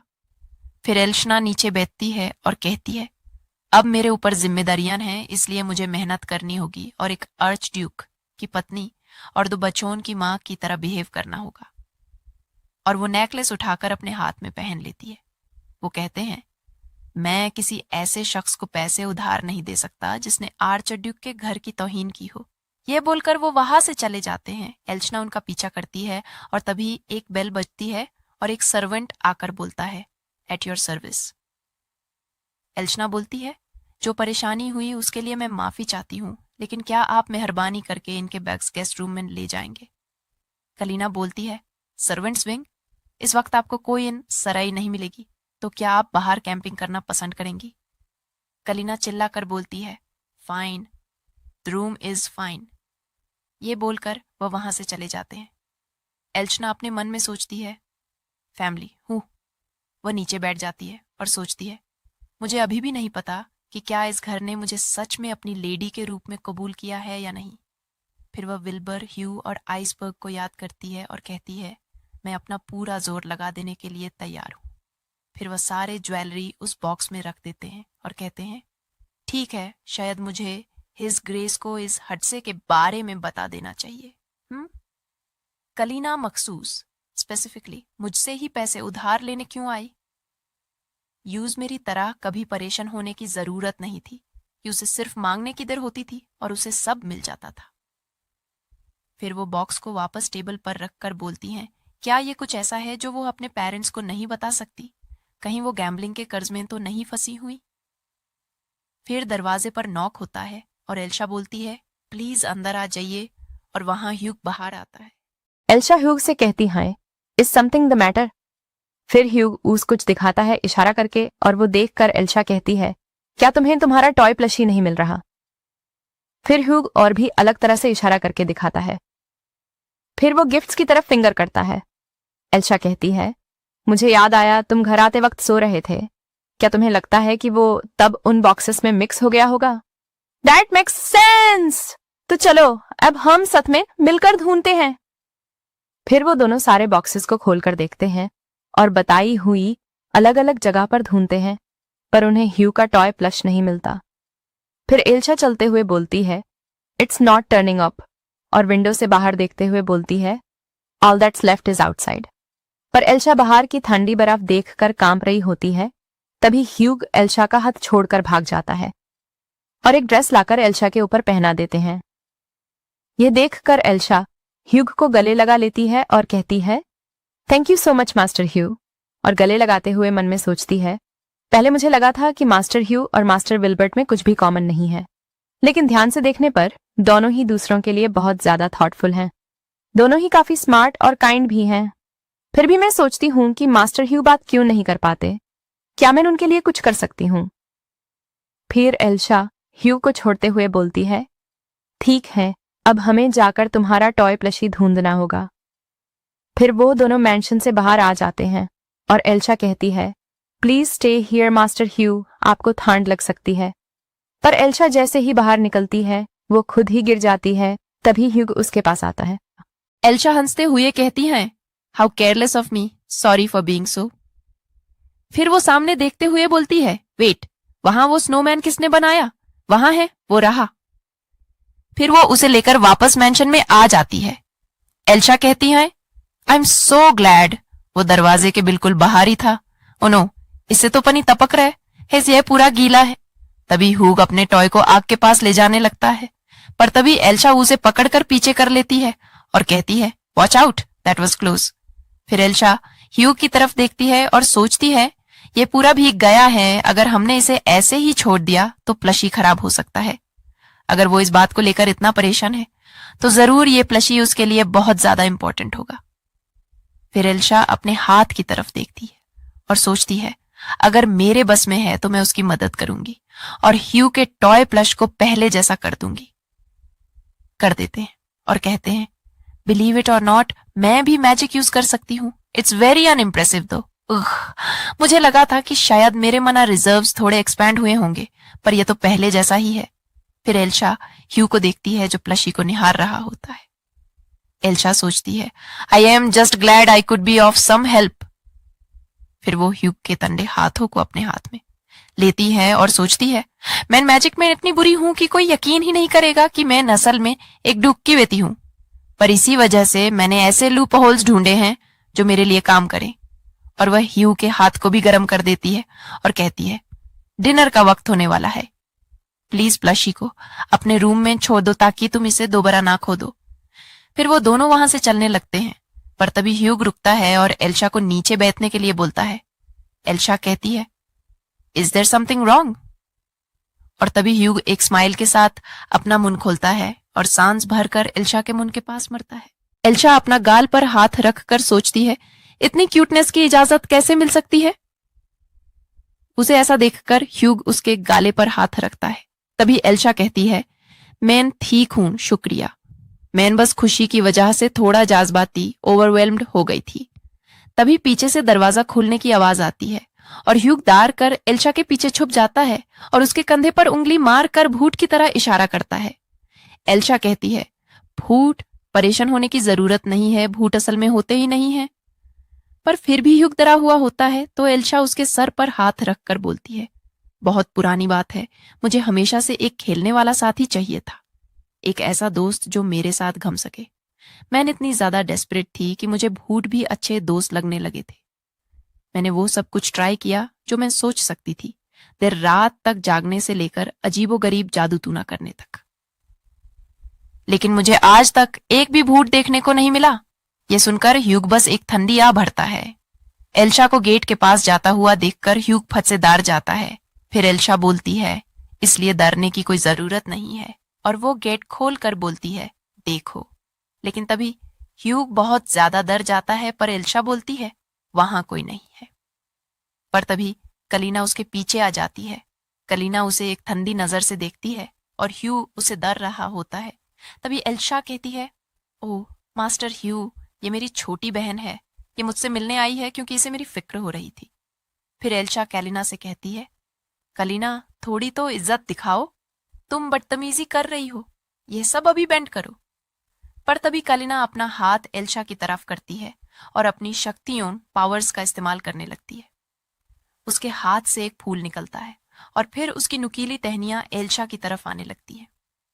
तभी ह्यूग एल्शा को बचाने के लिए आ रहा होता है, पर तभी कलीना गुस्से में कहती है, वहीं रुक जाओ। यह सुनकर ह्यू वहीं फ्रीज हो जाता है। फिर एल्शा कलीना से कहती है, आखिर तुम्हें क्या चाहिए? और मन में सोचती है, कैलिना का मेरे साथ बदतमीजी करना कोई नई बात नहीं है, लेकिन उसने पहले कभी मुझे डायरेक्टली नुकसान पहुंचाने की कोशिश नहीं की। कैलिना एक ठंडी और गुस्से भरी आवाज में कहती है, मुझे पैसे चाहिए, उन्हें अभी तैयार रखो। और चिल्लाकर बोलती है, इससे तुम्हारा कोई लेना देना नहीं है। क्या तुम इतनी जल्दी भूल गई? तुम बस एक नकारा और बोझ अल्बेट्रॉस हो। तुमने अपनी पूरी जिंदगी में सिर्फ अपने आसपास के लोगों के लिए परेशानियां नहीं खड़ी की हैं। मेरी मदद करना तो कम से कम वो चीज है जो तुम अपनी गलती सुधारने के लिए कर सकती हो। ये सब देखकर ह्यू कांप रहा होता है। फिर एल्शा कहती है, मेरे बेटे के सामने ये सब करने की कोई जरूरत नहीं है। कालीना बोलती है, हाँ तुम्हारा बेटा, तुम अपने आप को कितना बड़ा धोखा दे रही हो। ये तो बहुत ही मजाकिया हिलेरियस है, जबकि तुम्हारी अपनी असली फैमिली ने भी तुम्हें ठुकरा दिया है। एल्शा सर नीचे करके बोलती है, ऐसा नहीं है। ये सब देखकर ह्यूग की आंखों में आंसू आ जाते हैं। कालीना हंसते हुए कहती है, पिताजी के बारे में सोचो अगर माँ ने, मेरा मतलब है जब तुम्हारे अपने सगे खून ने ही तुम्हें छोड़ दिया है। अचडूक ने तुमसे सिर्फ इसलिए शादी की क्योंकि वो एम्परर की बात नहीं टाल सकते थे। इस दुनिया में तुम्हारी कहीं कोई जरूरत नहीं है। अगर कुछ है तो तुम्हें मेरा शुक्रगुजार होना चाहिए। यह सब सुनकर ह्यूग रोने लगता है। फिर ह्यूग, जो बोल नहीं पाता था, वो चिल्लाकर बोलता है, तुम गलत हो, और एल्शा के आगे आकर खड़ा हो जाता है और कहता है, एल्शा मेरी फैमिली है। एल्शा बोलती है, मास्टर ह्यू, ह्यू तुमने बोला। फिर कैलिना एल्शा की तरफ उंगली करते हुए बोलती है, अच्छा तो ऐसा है, अगर ऐसी चीज तुम्हारी फैमिली है तो फिर मैं भी फैमिली हुई ना। देखो तुम्हारी ये आंट अभी थोड़ी मुसीबत में है, तुम उनकी मदद करोगे ना, है ना। यह सुनकर ह्यूग अपना सरनामेन हिलाने लगता है। यह देखकर कालीना बोलती है, क्यों नहीं। ह्यू हकलाता हुआ बोलता है, तुमने मेरी फैमिली को दुख पहुंचाया है, तुम फैमिली नहीं हो। और चिल्लाकर बोलता है, मैं तुमसे नफरत करता हूं। यह सुनकर कैलिना बोलती है, क्या इत्तेफाक, कोइंसिडेंस है, मैं भी तुमसे नफरत करती हूं। ये बोलते हुए वह उस पर अपने मैजिक से अटैक करती है। पर तभी एल्शा यूज पीछे खींच लेती है और बोलती है, एक बात समझ लो, अर्चड्यूक की फैमिली के किसी मेंबर को चोट पहुंचाकर तुम बच नहीं सकती। कलीना अपना मैजिक से अटैक करते हुए बोलती है, सही कहा, लेकिन मेरा मुकाबला एक ऐसे बच्चे से है जो मुश्किल से बोल पाता है और उस मशहूर बोझ अल्बत्रोस से है।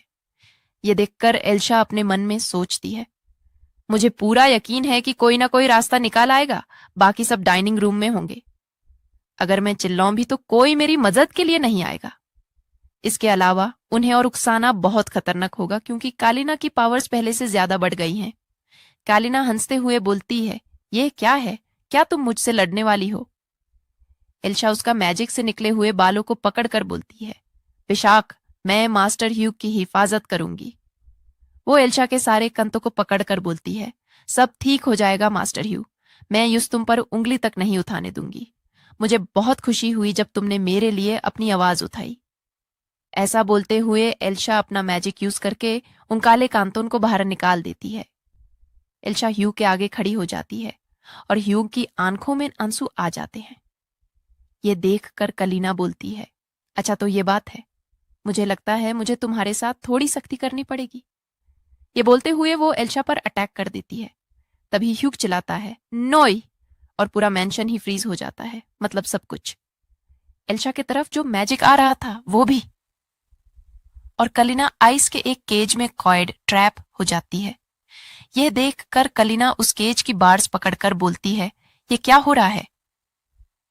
तभी आइसबर्ग विल्बर्ट को भेजते हुए वहां आता है और आइसबर्ग कहता है, क्या आप ठीक हैं। ह्यू थकी हुई हालत में कहता है, मैं इन सब समझा सकता हूं। वो अपने मैजिक से 3 डॉल बनाता है जो एल्शा, ह्यू और कलीना की तरह लग रही होती हैं और कहता है, इधर देखिए। फिर वो आइस की डॉल्स वो सब करने लगती हैं जो पहले हुआ था। आइसबर्ग बोलता है, ये उन सब चीजों का मैजिक रिक्रिएशन है जो अभी यहां हुई हैं। जब ह्यू वो सब दिखा चुका होता है तो वो बोलता है, उसने मुझे और एल्शा को बुली किया, वो एक बहुत बुरी लड़की है। तभी कलाइना बोलती है, यह सब झूठ है, पर आइसबर्ग मैजिक से उसका मुंह फ्रीज कर देता है और बोलता है, जब ह्यू बात कर रहा हो तो बीच में मत बोलो। एल्शा बोलती है, अब मजबूर होना कैसा लग रहा है, खुद को खुशकिस्मत समझो। तुम नहीं जानना चाहोगी कि अगर यह तुम्हें सीरियसली लेता तो क्या होता। आइसबर्ग बोलता है, अगर तुमने ज्यादा शोर मचाया तो अगली बारी तुम्हारी नाक की होगी। यह सुनकर कैलिना कांपने लगती है। फिर कैलिना को गार्ड ले जाते हैं और आइसबर्ग ह्यू की तरफ देखकर बोलता है, तुमने बहुत अच्छा काम किया। एल्शा नीचे बैठकर ह्यू से बोलती है, मास्टर ह्यू, मुझे बचाने के लिए शुक्रिया, मैं बहुत खुश हूं। और ऐसा बोलते हुए वो ह्यू को गाले लगा लेती है। एल्शा रोते हुए बोलती है, मैं बहुत खुश हूं कि तुम ठीक हो। तभी विल्बर्ट एल्शा को हंसते हुए बोलता है, बस करो, उस पर इस तरह रोने धोने वाली शक्ल बनाकर मत चिपको। एल्शा बोलती है, कितने बेरहमी क्रूअल हैं आप। फिर विल्बर्ट ह्यू से बोलता है, ह्यू तुम बहुत कमाल अमेजिंग थे। मुझे तुम पर बहुत गर्व प्राउड है, तुम्हारे मैजिक पर, जिस तरह तुमने एल्शा को बचाया और जिस तरह तुमने फिर से बोलना शुरू किया। ह्यूग बोलता है, शुक्रिया। विल्बर्ट बोलता है, हान। ये देखकर एल्शा बोलती है, शुक्र है सब ठीक हो गया। फिर एक मेड एल्शा से बोलती है, आपका बहुत बहुत शुक्रिया मिलेडी। एल्शा कहती है, हैं? मेड बोलती है, मैं आपके लिए हुए सामान को साफ कर रही थी, लेकिन इससे पहले कि मुझे पता चलता मास्टर ह्यू कहीं मिल नहीं रहे थे, और जब मैंने उन्हें ढूंढा तब तक हालत बहुत खराब डायर हो चुकी थी। ये सब आपकी वजह से ही है कि सब सही है मिलेडी। मुझे पूरा यकीन है कि मास्टर भी बहुत खुश होंगे। फिर एल्शा आइसबर्ग को देखकर कुछ सोचने लगती है। एल्शा अपने मन में सोचती है, वो थोड़े कम खुश और ज्यादा। तभी आइसबर्ग उसकी तरफ देखता है और उसके पास आने लगता है। फिर उसके पास आकर आइसबर्ग अपना सर झुकाता है और कहता है, मैं अपना दिल से धन्यवाद देता हूं। एल्शा घबराकर बोलती है, प्लीज अपना सर उठाइए। उस वक्त मैं ही सबसे ज्यादा ताकतवर थी। अगर मुझे किसी बात का पश्चाताप रिग्रेट है तो वह यह कि मेरी वजह से मास्टर ह्यू को इतना डरावना अनुभव एक्सपीरियंस झेलना पड़ा। आइसबर्ग बोलता है, तुम सही हो, पर वही बात तुम्हारे लिए भी कही जा सकती है। मेरे बेटे की हिफाजत करने के लिए तुम्हारा धन्यवाद, जबकि वह अनुभव तुम दोनों के लिए ही डरावना था। फिर आइसबर्ग एल्शा के हाथ पकड़ता है और उन्हें ठीक हील कर देता है और कहता है, और तुम्हारी वजह से मैंने इतने लंबे समय बाद हुक की आवाज फिर से सुनी है। उसकी आवाज कितनी पुरानी यादों जैसी है, अब भी वैसी ही नर्म जेंटल। यह सुनकर एल्शा हैरान होकर आइसबर्ग को देखती है और मन में सोचती है, सिर्फ ये बात नहीं है कि वो जादू मैजिक इस्तेमाल कर सकते हैं, बल्कि आर्चडुक इस बात से खुश हैं कि वह फिर से बोल पा रहे हैं। आर्चडुक की आवाज सच में बहुत नर्म है। मास्टर विल्बर्ट और मास्टर ह्यू के पिता, तो अभी उनका वो एक्सप्रेशन कैसा था? तभी किसी के चलने की आवाज आती है और ह्यूग की तरफ देखते हुए आइसबर्ग बोलता है, हमने अभी तक डिनर नहीं किया है, क्या हमें जल्दी करनी चाहिए? फिर डिनर के बाद का सीन दिखाया जाता है जहां एल्शा चलते हुए ह्यू के बारे में सोचती है। मास्टर ह्यू थोड़े शर्मिंदा लग रहे थे, पर पहले से कहीं ज्यादा। फिर वह खिड़की पर हाथ रखकर सोचती है, शायद मैं खुद को रोक रही थी, क्योंकि मैं अभी तक खाउंत को सही से व्यक्त एक्सप्रेस नहीं कर पा रही थी। मुझे अब से उनके साथ ज्यादा समय बिताना चाहिए। खैर, अब जब कलीना हमेशा के लिए चली गई है तो मैं अपने कमरे में आराम करूंगी। तभी उसे विल्बर्ट बाहर खिड़की के पास खड़ा दिखता है। विल्बर्ट बोलता है, लेडी एल्शा। एल्शा कहती है, प्लीज ये फॉर्मेलिटीज छोड़िए, इसकी जरूरत नहीं है। विल्बर्ट पूछता है, एल्शा। एल्शा पूछती है, क्या बात है? विल्बर्ट बोलता है, मुझे तुमसे ह्यू के बारे में बात करनी है। एल्शा नीचे बैठकर विल्बर्ट की बात सुनने लगती है। विल्बर्ट बोलता है, तुम्हें तो पता ही है, ह्यू को लगातार बुरे सपने नाइटमेयर्स आने की वजह से वो काफी समय से ढंग से नहीं सो पा रहा था। इसलिए वो कैरेज में बार बार झपकिया डोजिंग ऑफ ले रहा था। विल्बर्ट आगे बोलता है, लेकिन जब हम चारों एक साथ सोए तब वह बिना किसी परेशानी के सुकून से सो पाया। ऐसा लगता है कि तुम्हारे आसपास रहने से वह आराम महसूस करता है। क्या तुम प्लीज दोबरा उसके बराबर में सो सकती हो? एल्शा विल्बर्ट को गाले लगाते हुए बोलती है, हान बिल्कुल। विल्बर्ट कहता है, मुझे जवाब देने के लिए तुम्हारा शुक्रिया। फिर अगला सीन दिखाया जाता है जहां ह्यू अपने बेड पर बैठा होता है। तभी दरवाजे पर नॉक होने की आवाज आती है और एल्शा बियाहार से कहती हैं, मास्टर ह्यू, क्या मैं अंदर आ सकती हूँ? फिर ह्यू उठकर गटे के पास जाता है और एल्शा गटे खोलते हुए बोलती है, क्या आप सो गए हैं? ह्यू कुछ बोलने की कोशिश करता है पर बोल नहीं पाता। ये देखकर एल्शा अपने मन में सोचती है, मास्टर ह्यूग। एल्शा सोचती है, is he perhaps still unable to speak in full sentences? फिर एल्शा नीचे बैठकर बोलती है, मास्टर ह्यू, क्या ये सही रहेगा अगर मैं आज रात आपके बराबर में सो जाऊं? ह्यू बोलता है, वाह।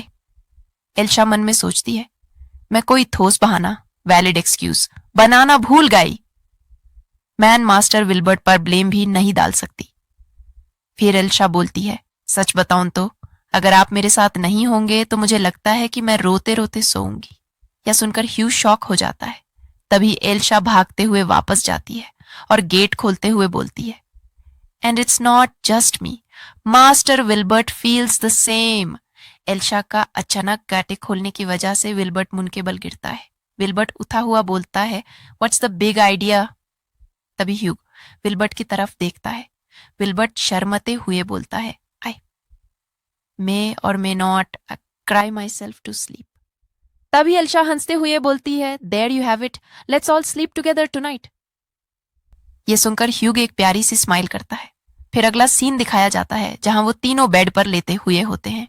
एल्शा अपना मन में सोचती है, चलो एक साथ सोने का प्लान तो पूरा हो गया, that's the goal of sleeping together accomplished.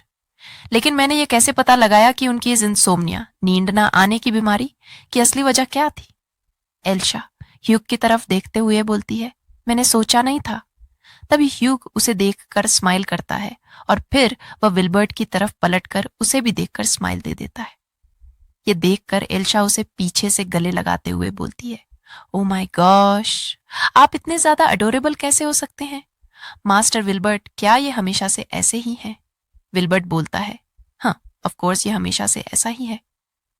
वो उठकर बैठता है और बोलती हुई मूवमेंट के साथ कहता है, जब से ये पैदा हुआ है ये हमेशा से मेरा प्यारा चौथा भाई रहा है। तभी विल्बर्ट भागते हुए जाता है और बहुत सारे फोटो एल्बम लेकर आता है। उनमें से वो एक ह्यूग की फोटो खोलता है जहां वो बहुत छोटा था। विल्बर्ट कहता है, ये पेंटिंग सबसे पहली है जब ह्यूग ने अपना खुद का मैजिक चलाया था। वो घुटनों के बल चलता क्रॉल्ड था। एल्शा फोटो देखते हुए कहती है, सो क्यूट। विल्बर्ट ह्यूज और भी फोटो दिखाता हुआ बोलता है, ये पहली फोटो टैप की है जब उसने चलना शुरू किया था। और फिर ह्यू की फोटो में उसका पिता जो आइसबर्ग है, वो बड़ा भाई भी है जो ह्यूज देख रहा है। कहा कहती है एल्शा शायद। विल्बर्ट बोलता है, no matter how hard Hugh was crying, he would instantly fall asleep in father's arms.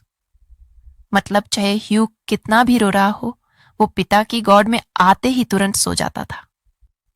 यह सुनकर ह्यूग रोने लगता है। ह्यू से रोता देखकर वो दुख में बोलता है। ह्यूग रोता हुआ बोलता है, I am sorry, it's my fault that mother died, and father I am so sorry.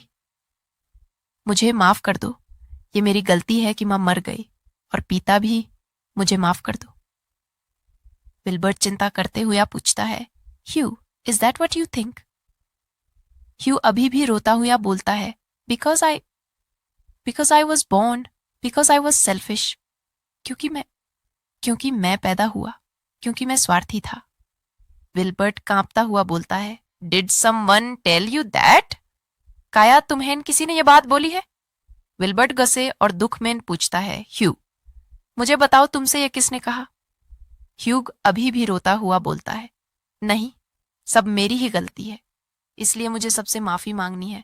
मैं बहुत डरा हुआ था और मैं बोल नहीं पाया। तभी एल्शा ह्यूग का हाथ अपने दोनों हाथों में लेकर यूज दिलासा देते हुए बोलती है, मास्टर ह्यूग, क्या आपको लग रहा था कि आपको दांत पड़ेगी? यह सुनकर ह्यूग अपना चेहरा न में हिलाता है। फिर एल्शा अपने मन में सोचती है, क्या उन्हें इस बात का डर था कि सब उनसे नफरत करने लगेंगे? क्या उन्हें नफरत का डर था? फिर विल्बर्ट बोलता है, तुम्हें इस बारे में चिंता करने की बिल्कुल जरूरत नहीं है। तुमने कुछ भी गलत नहीं किया है। माँ का शरीर पहले से ही बहुत कमजोर, फ्रेल था, बस इतनी सी बात थी। बल्कि माँ तो बहुत लंबे समय से तुम्हारे पैदा होने का इंतजार कर रही थी। जब वो तुम्हारे लिए वो खिलौना प्लशी सी रही थी, तब वो बहुत खुश दिख रही थी। विल्बर्ट आगे बोलता है, सच बताऊं तो मुझे नहीं पता कि पिताजी हिज ग्रेस इस बारे में क्या सोचते हैं। विल्बर्ट रोता हुआ बोलता है, अगर वो किसी वजह से तुम्हें जिम्मेदार ठहराता है तो जो भी माँ के साथ हुआ उसके लिए मैं तुम्हें माफ कर दूंगा। ये सुनकर ह्यू उसके साथ हो जाता है और सिसकता हुआ बोलता है, बिग ब्रदर, क्या आप मुझसे सॉरी बोलेंगे? ये सुनकर एल्शा और ह्यूग दोनों हैरान होकर देखते हैं। विल्बर्ट उसे देखता है और फिर आगे बढ़कर ह्यू को गाले लगा लेता है और कहता है, तुम्हें पूछने की कोई जरूरत नहीं है, मैं तुम्हारा बिग ब्रदर हूं और मैं तुमसे बहुत प्यार करता हूं। विल्बर्ट के मुंह से ये बात सुनकर ह्यू की आंखों में खुशी के आंसू आ जाते हैं। ये सब देखकर एल्शा बोलती है, थैंक गुडनेस। फिर सीन शिफ्ट होता है और हुमेन अगली सुबह ब्रेकफास्ट टेबल का सीन दिखाया जाता है। वहां आइसबर्ग आता है और कहता है, गुड मॉर्निंग। तभी ह्यू और विल्बर्ट खड़े होकर गुड मॉर्निंग बोलते हैं। विल्बर्ट आगे बोलता है, ब्रेकफास्ट से पहले एक ऐसी बात है जो हमें आपको बतानी है। विल्बर्ट की बात सुनकर ह्यू भी विल्बर्ट का साथ देते हुए बोलता है, प्लीज लिसन। लिसन। आइसबर्ग गंभीर आवाज में बोलता है, टेल मी, मुझे बताओ। फिर ह्यू अपना सर झुकाकर दुख से बोलता है, I am sorry, sorry, it's my fault, isn't coming back. मुझे माफ कर दीजिए, ये मेरी गलती है, वो वापस नहीं आ रही हैं। ये सुनकर आइसबर्ग थोड़ा हैरान होकर बोलता है, why do you say that? तुम ऐसा क्यों कह रहे हो? ह्यूग रोते हुए तूत कर बोलता है, बहुत समय पहले, अ लॉन्ग टाइम अगो, जब मुझे पापा को और आपको एक जगह बुलाया गया था, तब मैं वहां रोने लगा था, और फिर मेरी ही वजह से पापा और बड़े भाई भी। तभी एकदम से बड़ा ट्विस्ट आता है। ह्यू के पीछे से अचानक उसका मैजिक निकलता है, जिसका रूप बिल्कुल एम्परर के आइस डॉल जैसा बन जाता है। ह्यूग डर के मारे अपना पीछे देखकर बोलता है, अ गोस्ट, एक भूत। ये देखकर एल्शा दार से अपने मन में सोचती है, that's the emperor, this must be master huge magic, it manifested subconsciously. ये तो एम्परर है, ये जरूर मास्टर ह्यूग का मैजिक है जो उनके सबकॉन्शियस दिमाग की वजह से इस रूप में सामने आया है। तभी जो एम्परर के आइस डॉल बने होते हैं वो अचानक गुस्से में चिल्ला कर बोलते हैं, साइलेंस, चुप रहो। और वह गुस्से में ह्यू की तरफ अपना हाथ बढ़ाते हुए बोलते हैं, तुम्हारे पिता अब कभी वापस नहीं आने वाले, और ये सब सिर्फ और सिर्फ तुम्हारी वजह से हो रहा है। अगर तुमने अपना मुंह बैंड नहीं किया तो अगला नंबर तुम्हारे भाई का होगा। वो गुस्से में ह्यू के मुंह पर अपना हाथ रख देता है। ह्यू दार से कांपते हुए अभी भी बोल रहा होता है, इट्स माई फॉल्ट, ये मेरी ही गलती है, और वो डर कर थोड़ा पीछे हो जाता है। तभी आइसबर्ग गुस्से में आगे आकर धरकते हुए बोलता है, नो, ही इज रॉन्ग, नहीं, ये गलत कह रहा है। और वो ह्यूग का रोता हुआ चेहरा देखने लगता है। विल्बर्ट आशु पूछता हुआ बोलता है, it must have been difficult for you, I am sorry for not noticing earlier, there is absolutely no reason for you to blame yourself. तुम्हारे लिए ये सब सहना कितना मुश्किल रहा होगा, मुझे माफ कर दो कि मैंने पहले इस बात पर ध्यान नहीं दिया। तुम्हारे पास खुद को कसूरवार ठहराने की कोई वजह नहीं है। तभी विल्बर्ट उसका हाथ पकड़कर स्माइल करता है, ह्यूग भी उसका स्माइल बैक करता है। तभी आइसबर्ग अपना मैजिक यूज करके अपना उस दोल का गायब कर देता है और कहता है, see there are no ghosts here, देखो यहाँ कोई भूत नहीं है। या देखकर विल्बर्ट बोलता है, the archduke is so amazing, I hope I can be like him someday. Archduke कितने कमाल के हैं, कोशिश करूंगा कि मैं भी एक दिन उनके जैसा बन सकूं। यह सुनकर एल्शा और ह्यू अपना सर हामा हिलाना लगता है। एल्शा सा कहता है, he is too high a goal for you Wilbert, वो आपके लिए बहुत बड़ा गोल है विल्बर्ट। फिर विल्बर्ट और ह्यू आपस में बात करना लगता है, और एल्शा आइसबर्ग की तरफ देखते हैं जो बहुत सड़ लग रहे होता है। एल्शा बोलते हैं, योर ग्रेस, आप ठीक हैं? तभी ह्यूग बोटल बोलता है, लोक, वहां देखो। एल्शा सोचते हैं, what's the matter, surely there are no more ghosts. अब क्या बात हो गई, कहीं कोई और भूत तो नहीं आ गया? तभी वो सब विंडो का बाहर देखता है और आइसबर्ग कहता है, औरोरस, क्या ये औरोरस है? इसमें पूरा आसमान अलग अलग कलर से भर जाता है। एल्शा आसमान में अजीब और गरीब और सुंदर रंगों को देखते हुए हैरात से बोलती है, वो हा, दैट्स नॉट मैजिक राइट, मतलब ये कोई आम जादू नहीं है ना? तभी आइसबर्ग उसकी तरफ देखता है और गंभीर होकर बोलता है, कुछ लोग इसे भगवान का जादू, द मैजिक ऑफ गॉड्स कहते हैं, लेकिन आखिरकार ये बस एक कुदरती नजारा, नेचुरल फेनोमेनन। हाई, साल के इस वक्त ये सबसे ज्यादा खूबसूरत दिखता है जब डिवाइन प्रोटेक्शन सबसे ज्यादा कमजोर, वीकेस्ट होती है। और ये इस बात का सबूत, प्रूफ है कि भगवान ने हम इंसानों को अकेला नहीं छोड़ा है। दूसरे शब्दों में कहें तो इट्स अ ब्लेसिंग, ये एक आशीर्वाद है। एल्शा बहुत प्यारी और खुश आवाज में बोलती है, अ ब्लेसिंग, लगता है भगवान आप दोनों को एक दूसरे से दोस्ती करने, मेकिंग अप के लिए ये इनाम दे रहे हैं। ये सुनकर आइसबर्ग थोड़ा शॉक होता है और पूछता है, मेकिंग अप, दोस्ती करना? एल्शा हंसते हुए कहती है, यस, आप दोनों ने अपने बीच की सारी गलतफहमियां, मिसअंडरस्टैंडिंग्स दूर कर ली हैं, और अब आप दोनों एक दूसरे के बहुत करीब, ग्रोन क्लोजर आ गए हैं, तो क्या इसे दोस्ती करना नहीं कहेंगे? It's so beautiful. तभी एल्शा आगे चलने लगती है, पर बर्फ की वजह से उसका पैर अचानक फिसल जाता है, ट्रिपिंग, और वो गिरने लगती है। लेकिन सही मौके पर आइसबर्ग लपक कर उसे पकड़ लेता है और कहता है, बर्फ में इस तरह फिसलना डेंजरस हो सकता है। एल्शा एकदम से शराम के मारे लाल हो जाती है और ब्लश करते हुए बोलती है, thank you very much. Iceberg Elsha को धीरे से नीचे रखता है और वहां से आगे चलने लगता है। चलते चलते वो अचानक रुकता है और भारी आवाज में बोलता है, वैसे गलतफहमियों की बात करें तो स्पीकिंग ऑफ मिसअंडरस्टैंडिंग्स, मुझे बताया गया था कि नए साल के शुरुआत में मुझे मेरी दुल्हन ब्राइड से मिलवाया जाएगा, लेकिन मेरी एक्सपीडिशन मुहिम बार बार आगे बढ़ती चली गई, expanded multiple times. Iceberg serious होकर आगे बोलता है, it's as if someone didn't want us to meet. ऐसा लगता है जैसे कोई चाहता ही नहीं था कि हम दोनों की मुलाकात हो। फिर विल्बर्ट बोलता है, I've mentioned this before, but nobody contacted the manor with updates on the situation either. मैंने ये पहले भी बताया था, पर किसी ने भी मनोर में कांटेक्ट करके इस सिचुएशन की कोई नए अपडेट्स नहीं दी थी।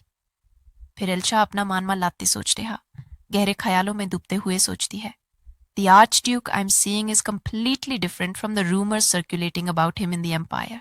Even the attitude shown towards Master Hugh by His Majesty was quite irregular.